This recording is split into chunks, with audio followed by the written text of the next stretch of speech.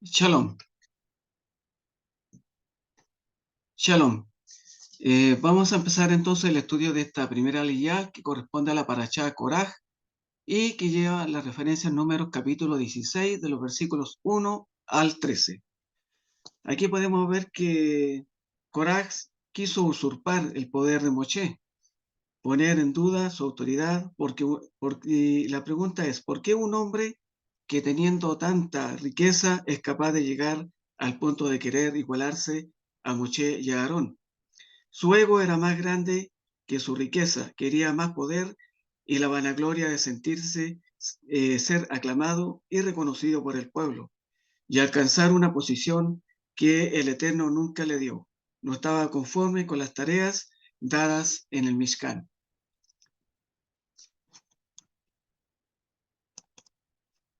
Resumen de la parashá. Koraj induce a un motín desafiando el liderazgo de Moshe y la entrega del sacerdocio a Aarón. Se suman al motín dos enemigos de Moshe, Datán y Abirán, y 250 miembros distinguidos de la comunidad, que ofrecen el santo Keterot, el incienso, para probar que son meritorios del sacerdocio. La tierra se abre y traga a los rebeldes, mientras un fuego consume las ofrendas de Ketoret. Una subsiguiente plaga es frenada por la ofrenda de Ketoret de Aarón. Su vara milagrosamente florece con almendras para probar que su designación como sumo sacerdote es de origen divino.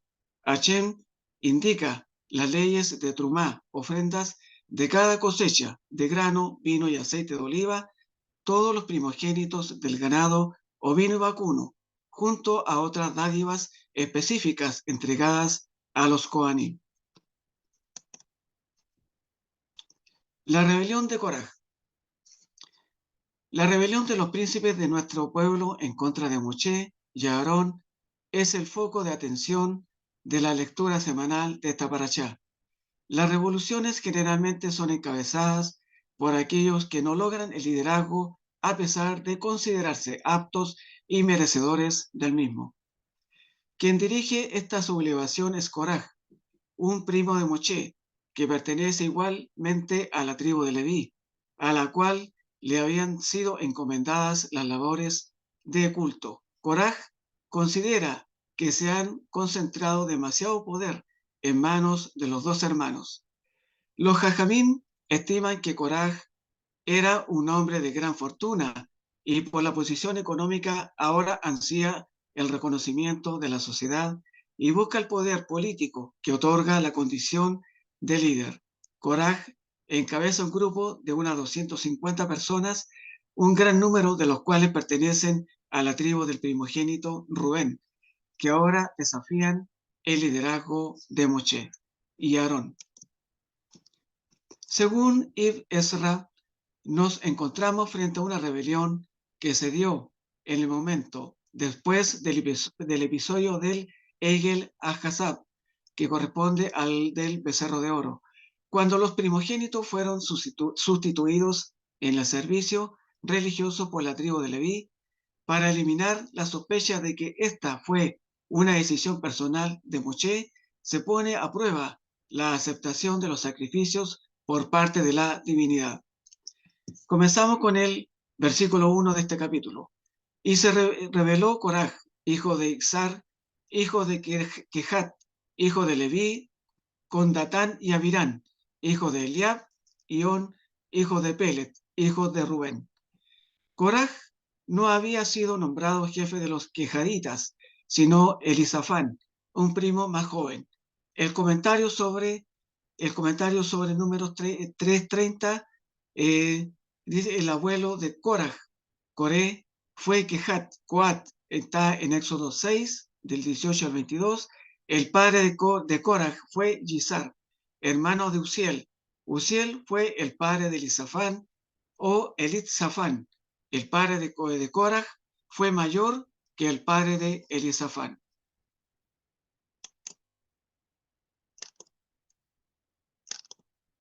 Uziel fue el hermano menor y su hijo fue elegido por ser el Nazí, jefe del clan de Kehat. lo cual la cuna para la rebeldía de Korah fue su situación familiar, donde su primo menor fue elegido como jefe sobre él y donde él no fue nombrado a tener un puesto importante más allá del ministerio levítico normal. Cuán importante es sacar la envidia de nuestro corazón. El espíritu rebelde contamina y los rebeldes se unen en su locura. Al comparar Números 2:10 con el 3:29, vemos que los rubenitas tenían su campamento al sur del Mishkan, tabernáculo, al igual que los hijos de Kehat. Hashem los puso juntos. En lugar de combatir la envidia, desarrollaron la rebeldía y se unieron los rebeldes para que al final se levantaran contra el que representaba a Hashem, Moshe, acusándolo de haber levantado a sí mismo y a su hermano a Aarón en posiciones de liderazgo que el pueblo sobre el pueblo por iniciativa propia. Versículo 2. Y se levantaron contra Moshe con 250 varones de los hijos de Israel, príncipes de la congregación de los hijos del consejo, varones de renombre. Los que se rebelaron tenían también posiciones altas en el pueblo. Versículo 3. Y se juntaron contra Moshe y Aarón y le dijeron: basta ya de vosotros, ¿por qué toda la congregación? Todos ellos son santos, y en medio de ellos está Hashem. ¿Por qué pues os levantáis vosotros sobre la congregación de Hashem? Dijeron a Moshe y a Aarón: es mucho para vosotros. En hebreo, Rab Lahem. Tenéis una posición demasiado alta. Os levantáis por encima de la asamblea. Vais en contra de las reglas democráticas. Ellos pensaban que Moshe estaba dando privilegios a sus familiares ya llegados. Ellos dudaron del origen divino de lo que estaban haciendo Moshe. En Mateo 24 está escrito: ¿quién es, pues, el siervo fiel y prudente a quien su Señor puso sobre los de su casa para que les diera la comida a su tiempo?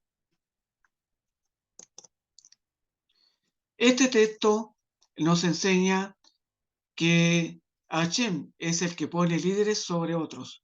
No es lo mismo levantarse a sí mismo que ser levantado por el Eterno. Moshe no había escogido la posición que tenía por encima del pueblo. El Eterno lo había puesto allí, al igual que a Aarón. Así que al criticar esas posiciones, no estaban criticando a los hombres, sino a Hashem, en quien los había puesto allí. Versículo 4. Cuando Moshe escuchó esto, cayó sobre su rostro. ¿Cuál fue la reacción de Moshe? Su rostro se postró ante Hashem, que le había puesto en esa posición. En lugar de defenderse ante las acusaciones del pueblo, el que es el que se humilla será enaltecido. Moshe y Aarón se sometieron bajo la mano poderosa del Eterno, y así podían combatir la rebeldía, dejando todo en las manos del Eterno. En 2 Timoteo 2:19 está escrito: no obstante, el sólido fundamento de Dios permanece firme, teniendo este sello: el Señor conoce a los que son suyos, y que se aparte de la iniquidad todo aquel que menciona el nombre de Dios. En los momentos críticos, cuando todos es llevado a un punto de enfrentamiento, hay algo que permanece y no tambalea: el fundamento de nuestro Elohim. El sello de ese fundamento tiene dos mensajes. Uno, Hashem conoce a los suyos, y dos, todo aquel que invoca el nombre de Hashem se aparta de la iniquidad. Versículo 5. Y habló a Coraj y a todo su séquito, diciendo: mañana mostrará a Hashem quién es suyo y quién es santo, y hará que se acerque a él. Al que él escogiere, él lo acercará a sí. Este texto tiene que ver con el primer mensaje del sello del fundamento de Dios. Hashem conoce a los suyos. El segundo mensaje está en el versículo 21. Algunos comentaristas opinan que fueron los primogénitos de la tribu de Rubén que se levantaron junto a Coraj. Los primogénitos habían sido reemplazados por los levitas en su función de su sacerdocio. Sin embargo, no podrán exigir una posición que Hashem les había quitado. No entendían la esencia de la autoridad. La autoridad no viene del pueblo, sino del Eterno, el juez supremo, que es la autoridad máxima. Versículos 6 y 7. Haced esto, tomaos incensarios, Coraj y todos sus séquitos, y poned fuego en ellos, y poned en ellos incienso delante de Hashem mañana, y el varón a quien Hashem escogiere, aquel será el santo, y esto os baste, hijos de Leví.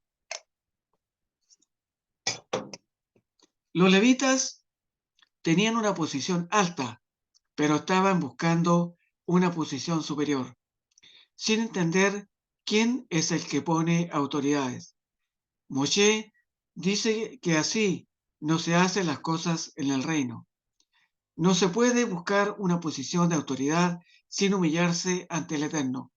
Los puestos no son logrados mediante un afán humano y medios forzosos o influencias humanas. Hashem es el que pone líderes. Él es el que levanta y eleva a las personas a las posiciones altas. Los rebeldes invocaron el poder del pueblo para afirmar su posición de liderazgo, como diciendo: todo el pueblo es santo, tiene una posición alta delante del Eterno. Vosotros estáis tomando una posición demasiado alta, dijeron, pues que todos somos iguales, nadie es mejor que otro. Así que nosotros también podemos opinar, nosotros también podemos estar en una posición alta, dijeron ellos. Versículos 9 y 10. No es suficiente que el Elohim de Israel os haya separado del resto de la congregación de Israel para acercaros al sí, a fin de cumplir el ministerio del tabernáculo de Hashem y para estar ante la congregación para ministrarles. Y que se te ha acercado a ti, Coraj, y a todos tus hermanos, hijos de Leví, contigo, y pretendéis también el sacerdocio. Moshe les estaba recordando su posición predilecta como levitas y jefes. No era suficiente para ellos servir a Hashem de esa manera. Pretendían algo superior, con malos deseos basados en la envidia y la rivalidad, como está escrito en Jacob 13, capítulo 3, versículo 14 al 16. Pero si tenéis celos amargos y ambición personal en vuestro corazón, no seáis arrogantes así, y así mintáis contra la verdad. Esta sabiduría no es la que viene de lo alto, sino que es terrenal, natural, diabólica. Porque donde hay celos y ambición personal, allí hay confusión y toda cosa mala. Versículo 11. Por tanto, tú y todo tu séquito sois los que hoy juntáis contra Hashem, pues a Aarón, ¿qué es para que contra él murmuréis? El que se rebela contra las autoridades se están rebelando contra Hashem, que puso esas autoridades. No hay autoridad que no haya sido puesta por él, según Romanos 13:1 de al 6, donde está escrito: sométase toda persona a las autoridades que gobiernan, porque no hay autoridad sino de Dios, y las que existen por el Eterno son constituidas. Por consiguiente, el que resista a la autoridad, a lo ordenado por Dios, se ha opuesto, y los que se han opuesto sobre sí recibirán condenación. Versículo 13. Es poco que nos haya hecho venir de una tierra que destile leche y miel para hacernos morir en el desierto, sino que también te enseñorees de nosotros imperiosamente? Aquí vemos que hay rebeldía abierta contra la autoridad delegada. Moshe tenía el derecho de gobernar sobre ellos no por su propia voluntad, sino para cumplir un llamado del Eterno. Comentarios. Después del pecado del becerro de oro, el privilegio de servir en el tabernáculo le fue dado a la única tribu que no se unió a la idolatría, los levitas. Esta tribu estaba dividida en dos grupos: los Coanín, compuestos por Aarón y sus descendientes, y levitas, el resto de los levitas. Coraj era levita y tenía una de las posiciones más prestigiosas: llevar el arca con los 10 mandamientos. Además, era el tercero en edad de los bisnietos de Leví, después de Aarón y Moshe. Más aún, el Talmud enfatiza la riqueza de Coraj. Necesitaba una caravana de 300 mulas solo para transportar las llaves de la casa de su tesoro. Y fue precisamente esta gran riqueza lo que le dio a Coraj una sensación de poder y derecho, que luego se manifestó de manera inapropiada. El desafío de la riqueza es utilizada para mejorar la humanidad y no como respaldo para el ego propio. Ese fue el error fatal de Coraj. Esta combinación le brindó la supuesta estatura suficiente para rebelarse en contra de Moshe. Era una sensación de carencia. Si Korah era tan proeminente, ¿qué cosa le faltaba que causó que se rebelara? El Talmud presenta tres causas. Primero, cuando fue establecida la administración de los levitas, Coraj se vio a sí mismo como el príncipe natural de la tribu, basándose en su rango entre los bisnietos de Leví. Entonces, cuando alguien más joven de la familia recibió la posición, Coraj se enfureció, cuestionó la integridad de Moshe y le acusó de nepotismo, que es un trato trato de favor hacia familiares o amigos sin tener en cuenta otros méritos. 2. Para inaugurar a los levitas en el servicio, hubo un proceso que incluyó llevar ofrendas, la remoción completa del pelo y la inversión en una misbé. Luego, la culminación fue que cada levita fue levantado por Aarón y mecido de un lado a otro. Esto representaba que espiritualmente estaban siendo elevados a otro nivel. Cuando Korah volvió a casa, su mujer lo estaba esperando con comentarios sarcásticos. Entonces, ¿te pelaron y te mecieron? ¿Permitiste que Aarón y Moshe te ridiculizaran? Esto despertó en Korah el odio hacia Moshe y lo llevó por el camino de la rebelión. Aquí también podemos encontrar un comentario acerca de la mujer de Korah. Dice que ella era una mujer ambiciosa y dotada públicamente. Ella estaba resentida por el hecho de que su esposo, innegablemente un hombre de gran sabiduría y talento, hubiera sido pasado por alto. Señaló a su esposo que Moshe había elegido para él y su hermano Aarón trabajos dulces. Korah también había sido dejado de lado con respecto a otros papeles de liderazgo.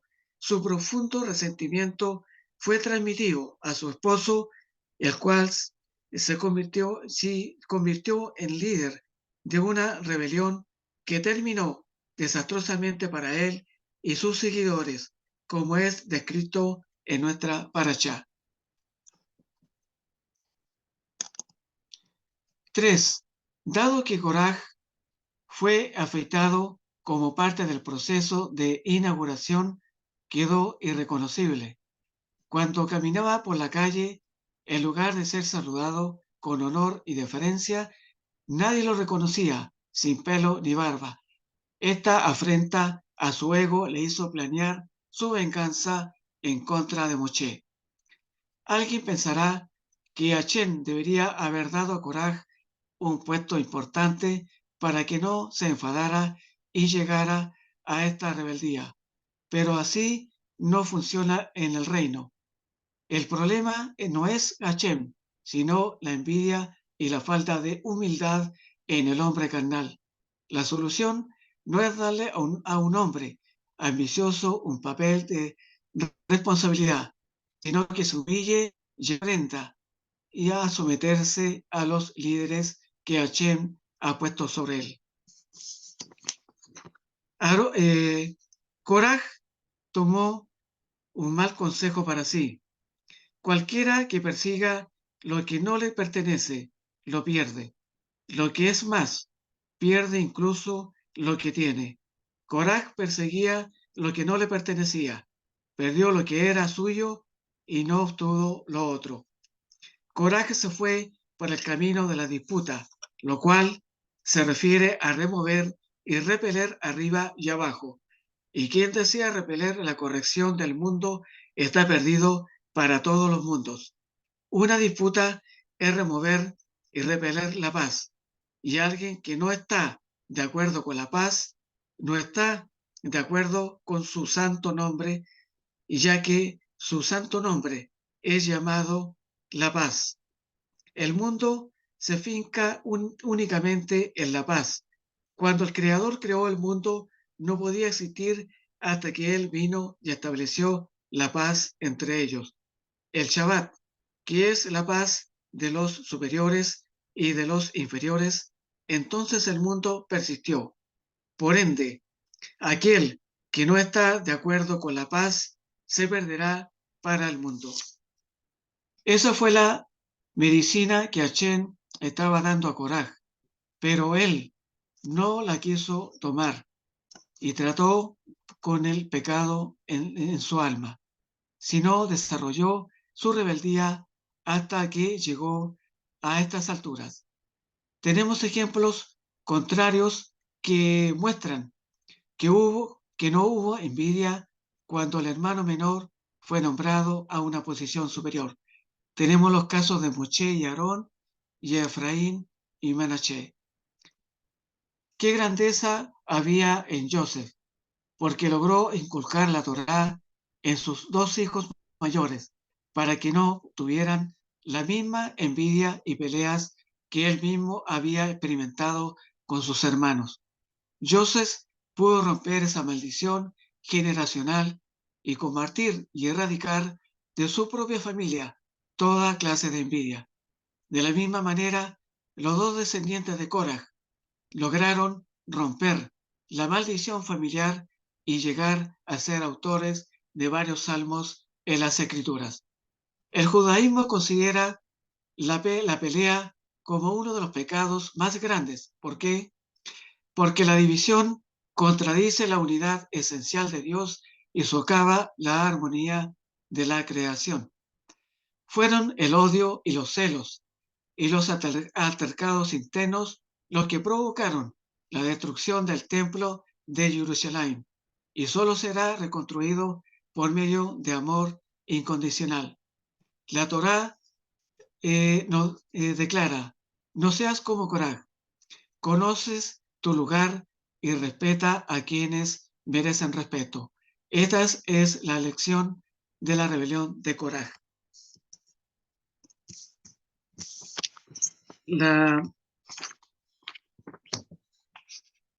Por esto la parashá lleva el nombre de Korah, un pecador impenitente.